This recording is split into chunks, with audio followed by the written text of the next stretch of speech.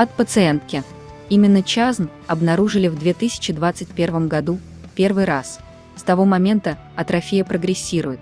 В 2025 году вновь ухудшение по ОК, к тому же частый герпес в глазах, в самом глазу, частые боли в глазах. Консультативное заключение по представленным МР-томограммам пациентки 1995 года рождения, дата исследования 16 июня 2025 года.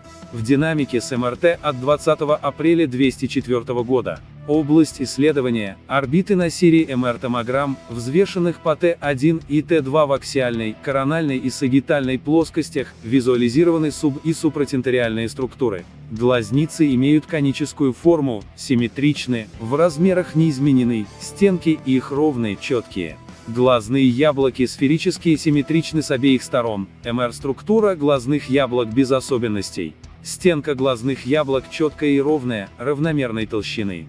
Объемных патологических образований в орбите и в ретробульбарной клетчатке не определяется. Глазодвигательные мышцы не изменены. Зрительные нервы минимально асимметричны, ди больше, чем S. Их внутриорбитальная порция справа толщиной до 2,8 мм и слева толщиной до 2,7 мм, ранее 3,1 и 2,9 мм. Данных за наличие отека оболочек зрительных нервов не получено. Супрасилярная цистерна пролоббирует в полость турецкого седла, расстояние от хиазмы до гипофиза 9 мм, высота гипофиза 4 мм, ранее 9,4 мм соответственно. При введении контраста очаги патологической васкуляризации не выявлены.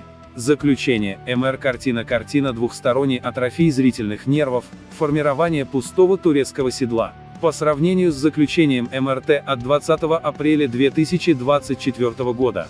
Минимальное уменьшение толщины зрительных нервов. Рекомендована консультация офтальмолога, невролога. 16 июня 2025 года к М.Н. Доцент Котов М.А.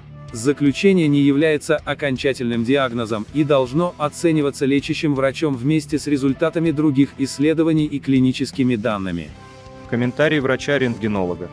Сохраняется тенденция к минимальному уменьшению толщины зрительных нервов по сравнению с прошлым МРТ.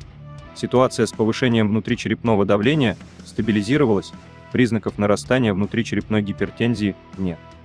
Вам нужно продолжать лечение.